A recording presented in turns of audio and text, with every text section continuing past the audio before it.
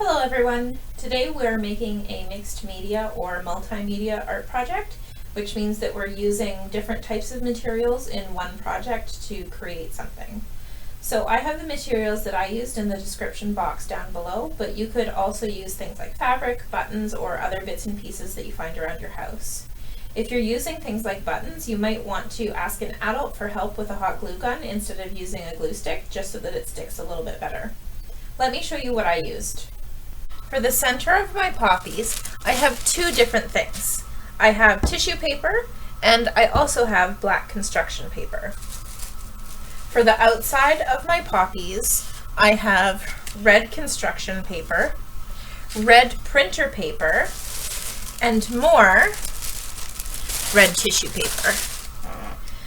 For the painting, I have the paper that my final project is going to end up on. I have paints and a paintbrush, and I also have a permanent marker.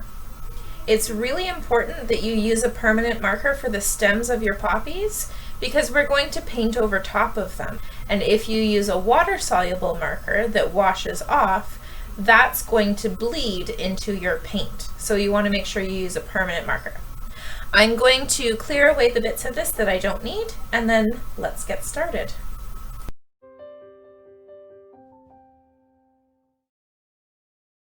So I have cleared away all of the paper bits for my poppies, and I'm going to focus on drawing the background for my picture, and then I'm going to paint it in. So I'm going to take my green Sharpie, and I am going to draw just the outline of where the land and the sky are going to be. So I'm not going to do a straight line across. I'm going to make it a little bit wiggly. I'm going to give it some different shapes, and I'm going to go probably about here. So I'm going to say 1/3 of my page. It's a pretty dark green, that's fine. Yours might be lighter, that's okay too. It's fairly straight, but it's a little bit wibbly wobbly. And I'm going to make the stems of my poppies a little bit wibbly wobbly as well. That way I can have some more interest. So I'm going to have some that start down here and kind of loop around. Normal poppies don't do that, but mine are different. They're going to cross. Maybe I'll put a leaf on here. I'm not sure that this is what a poppy leaf looks like, but this is my own artistic expression of this, so that's okay. I'm gonna start down here.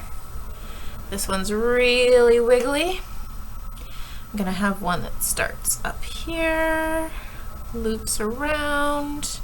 I'm not sure I like that, but we'll see for now. Gonna make it really intertwined here. Maybe I'll do one down here that comes around and up. Some of these lines are going to be covered. You know what, this one's just gonna end in a leaf. Some of these lines are going to be covered by the poppies when I put them on because they're gonna be a little bit bigger. That's totally okay. That's what I wanna see. Gonna go all the way up here so that I have some up high because I realized that I'm missing that. Doesn't really matter where they go, they're just going to be all sort of twisted together.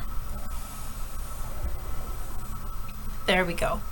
I think I'm going to leave my stems like that. I'm doing just some little leaves, coloring those in, because I can do that before I paint. It's going to be easier to do it before you paint than after you paint, because after you paint, the paper is going to be wet. All right, so I'm going to leave that there, and I am going to start painting.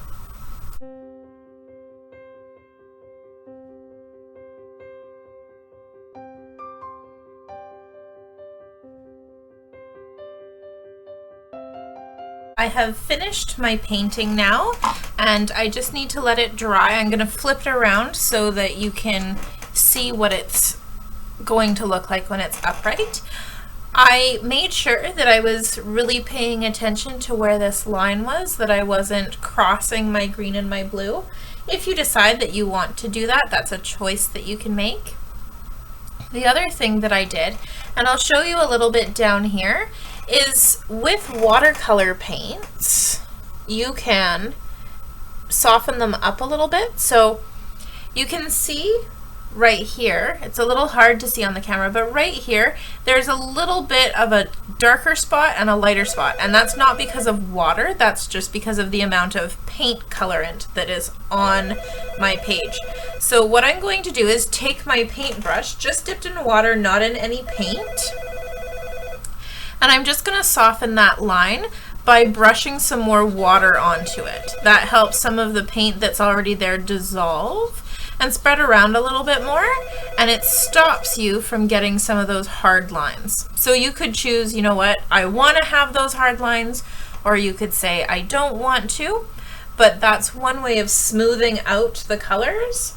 And you'll notice, especially up top, there's some darker bits of blue, and then I have some lighter bits down here and up here. I'm going to leave this where it is. I'm going to clean up my water and my paintbrush. I'm going to let it dry before I come back, because when I cut out my poppies, I want to be able to lay them down on the page and see what they look like. So I want to have a dry spot for them to sit on so that they don't get wet or damaged. Now that my painting is dry, I've moved it off to the side. You might notice that I still have some paint on my surface there, but I don't want to wipe it off because I don't want my red papers when I'm making my poppies to soak up the water and get damp. So I'm going to start with my red construction paper, which I have right here, and I'm going to show you a few different ways to make poppies. I need 11 poppies in total for my picture, so I'm going to be making some different sizes and some little bit of different shapes.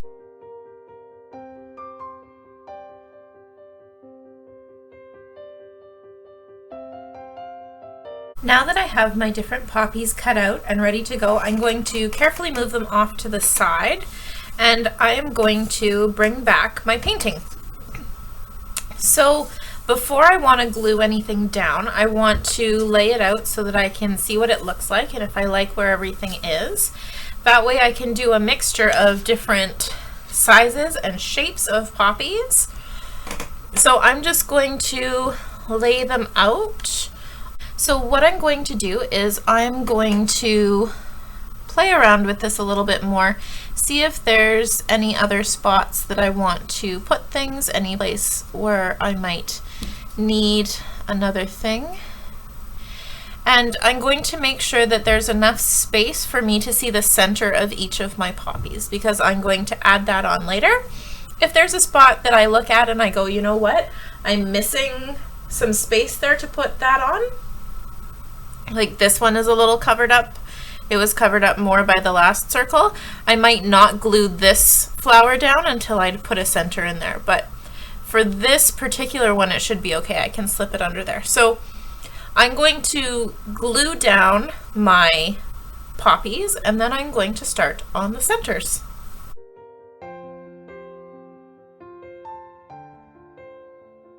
I have my poppies glued down. I'm going to take my black paper and I am going to make some centers for them.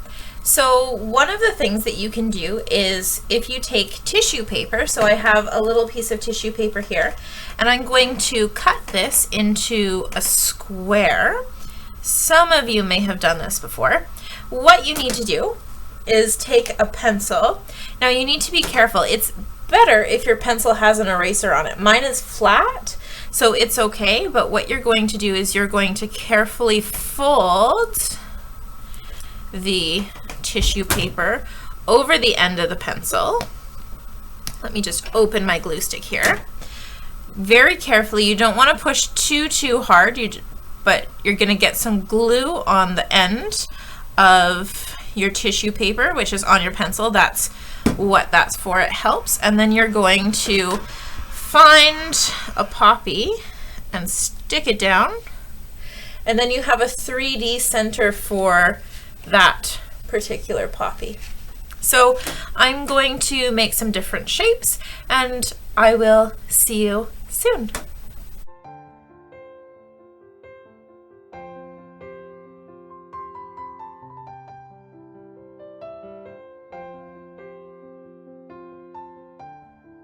All right, there we have it. Our poppies are done. If you use tissue paper, you can always fluff it up a little bit so that it pops off the page, makes it a little bit more 3D.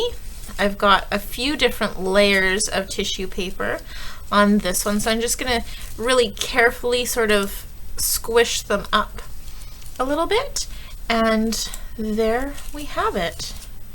This is our multimedia 3D art for Remembrance Day.